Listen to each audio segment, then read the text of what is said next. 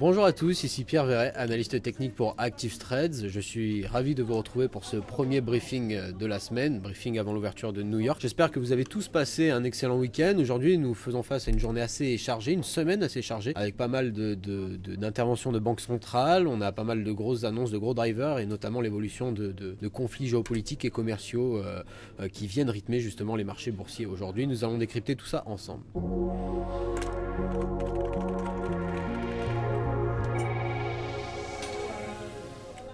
Je le disais, justement, une journée assez chargée. Alors tout d'abord, en une nuit, on a pu voir l'indice MSCI Asia Pacific perdre 1,2%. L'indice japonais Nikkei a clôturé quant à lui en baisse de 1,5% sur fond de disparition des espoirs de la résolution du conflit commercial actuel entre les États-Unis et le bloc chinois. En Europe, une tendance un petit peu différente puisque l'indice Stoxx 600 était en hausse de 5% à l'open, les investisseurs s'étant probablement contentés de ne rien faire dans l'attente des élections américaines. Les contrats à terme sur l'indice S&P 500 ont reculé de quelques points, le rendement du trésor à 10 ans s'établissait à 3,203%, le métal jaune, l'or, quant à lui, restait assez stable. Les midterms élections, ces fameuses élections de mi-mandat qui battent leur plein justement aux États-Unis, alors que la campagne est actuellement la plus chère de l'histoire des États-Unis touche à sa fin, les deux partis s'attendent à la possibilité d'un congrès divisé dans lequel les démocrates gagneraient le contrôle de la Chambre, tandis que les républicains conserveraient le Sénat. La participation est en hausse, les deux camps pensent que cela va dans leur sens respectif.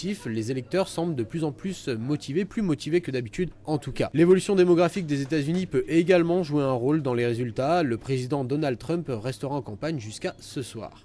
La Chine ne lâche rien dans l'évolution du dossier de guerre commerciale avec les États-Unis. Le président chinois Xi Jinping n'a montré aucun signe de concession face aux États-Unis dans un discours très attendu lors du salon de Shanghai, alors que Xi a fermement dénoncé ce qu'il a appelé les pratiques commerciales du droit de la jungle lors d'une attaque lapin voilée sur la politique de Trump America First. Il n'a cependant annoncé aucune nouvelle initiative politique majeure pour contrer cette politique-là. L'optimisme quant à une accalmie dans la guerre commerciale de fin de semaine dernière, justement à la suite des commentaires positifs de Trump, s'est affaibli avec notamment les dernières déclarations de Larry Kudlow, qui est le conseiller économique à la Maison Blanche, qui a déclaré justement que le gouvernement n'avait pas demandé à Larry Kudlow de préparer, de travailler sur une offre commerciale envers la Chine. Les sanctions iraniennes, les mesures économiques prises par les États-Unis contre l'Iran, qui avaient été levées dans le cadre de l'accord nucléaire de 2015, ont repris leur plein effet à minuit aujourd'hui. Le secrétaire d'État américain Michael Pompeo doit nommer ce matin les 8 pays ayant bénéficié d'une dérogation temporaire leur permettant de continuer à importer du brut iranien, donc un peu plus tard dans la journée. Les traders ont largement minimisé l'impact des sanctions, avec notamment un baril de WTI futur décembre 2018 qui se négocie à 62,88$ vers l'open, prolongeait ainsi à peine donc très légèrement les pertes de la semaine dernière.